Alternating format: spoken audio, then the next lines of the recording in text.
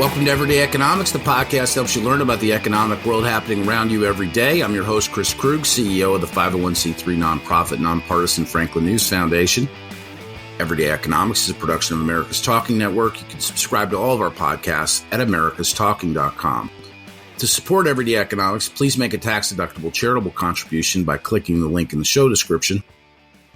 We are recording this episode on Wednesday, April 17th, and joining me as always, my friend and partner, Dr. Orphe Divounguy, PhD economist. Dr. O, it's great to be with you. I'm going to jump right in and ask you a question that stems from a conversation that you and I have had about wealth.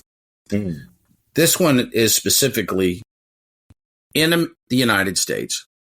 Who owns the wealth? Well, that's an easy question to answer.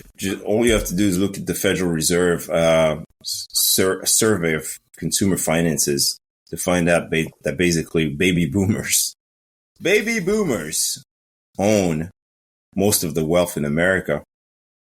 And they own it in real estate, stocks and investments, and a bunch of other assets. It just says other, so I don't know what that is.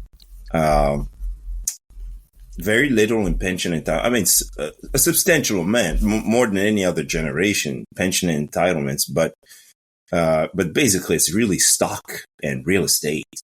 They have all of the housing wealth. You know, if you're in the housing market today and you're wondering, like, well, hold on a second, like, who owns these existing homes that are not really on the market for sale these days? Well, right, it's your baby boomers that own all of it.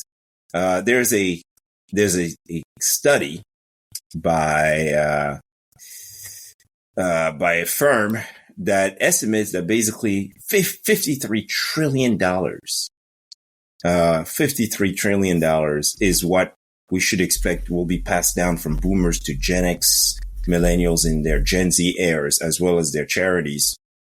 But you know, I joke around, and I wonder if they will pass it down or if they'll take it with them, you know, because they're staying in place and they're not moving and they're not selling and they're not right. And they're just sticking around for a long time, even in our politics, right? We look around who's running for president. They are staying very active. They're living longer. They're staying in power and they own all of the wealth.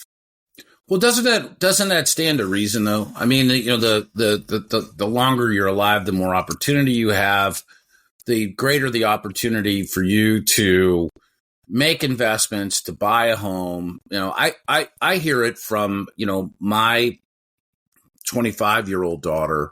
It's like, Dad, how am I ever going to be able to afford a house? This is crazy. How did you? I had the same thoughts at the same stage of life that she did. Because when you were just starting out, you know, you look at the barrier to entry to buy a home, even with, you know, some of the programs that existed, you know, and for me, that would have been in the 1990s.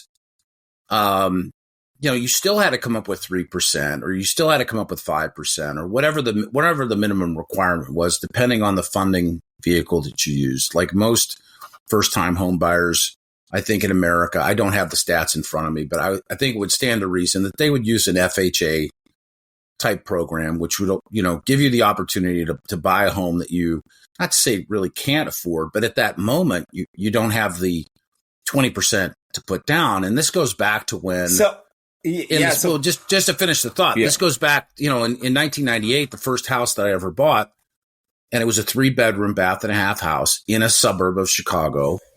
It was $176,500. And at the time, that was an enormous sum of money to think about at the time. Now, what the average home in America is, I don't know, what is it?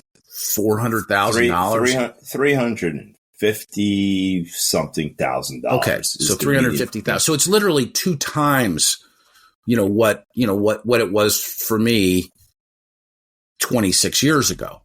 So, I mean, fill in the blanks for me. I mean, look, you touch on 2 things, and I'm glad you did that. Well, let me address the first thing, because that's the one that's the the fresh one, the one you just mentioned, this first time home buyer thing. Believe it or not, first time home buyers are actually now putting down more than 20%.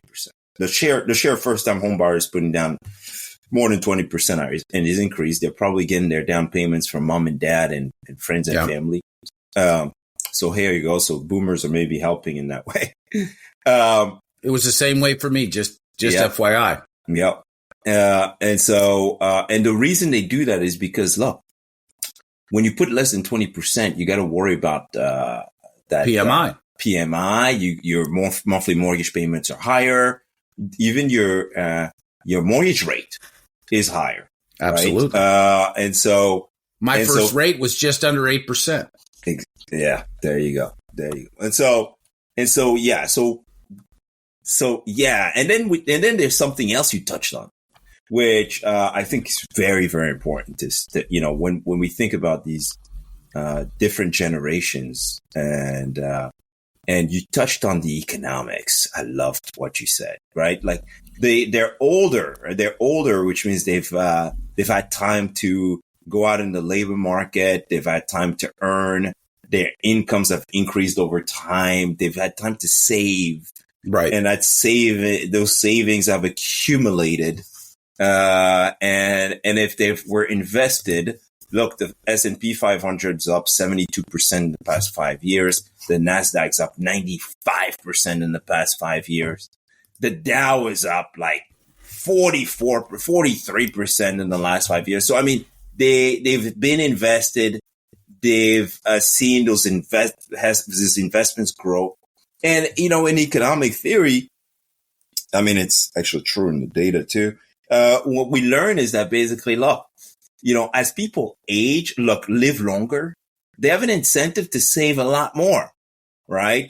Because they're going to be around for a while, right? Mm-hmm. And so they got to have enough savings so that, in retirement, they can actually consume those savings. They could use them to buy food and housing and all kinds of things, right? Go on cruise ships and anyway. And then you also have the fact that baby boomers had fewer children than their parents. And so they have fewer people to potentially care for them in old age, right? So if you have fewer children, well, you probably have fewer people that are going to look after you. And so that potentially means you have to save even more. And that's kind of how this, the economics of that, the intergenerational transfers and the economics of, pensions and how they affect, fertility decisions and savings decisions. In the old days, children used to be a little bit of a safety net in a way. They were your pension, right? If you had more children, you had children taking care of you as you got older. And it just turns out that because we're having fewer children, we have fewer people to care for us in old age. And we, and because we're living longer, we just have to save more, in order to get there and to stick around longer without having to go back to work, right? By the way, those retirees, those boomers are also working. People are also working longer. I mean, the two presidential candidates this year are going to be boomers, right? People are living longer, working longer, having to save more because they're having fewer children, because they're living longer. And so that kind of sums up the economics of this whole thing. I thought that was a pretty cool conversation, Chris. What do you appreciate it. Yeah, I think it was great. And let's just call it to an end right there. That was just a nice discussion. For Orphe Divounguy, this has been Chris Krug. Subscribe to Everyday Economics and dozens of other quality podcasts at americastalking.com. Attention parents, teachers, and taxpayers. Do you care about the decisions being made in K-12 public education? Do you want to know how those decisions impact your students and school district? Chalkboard News has you covered. We're delivering fact-based reporting on the policies that shape school safety, curriculum, and recovery from learning loss. At Chalkboard News, we're cutting through the politics and focusing on the facts behind the issues impacting students, teachers, and families. Get this news delivered to your inbox for free by signing up at chalkboardnews.com.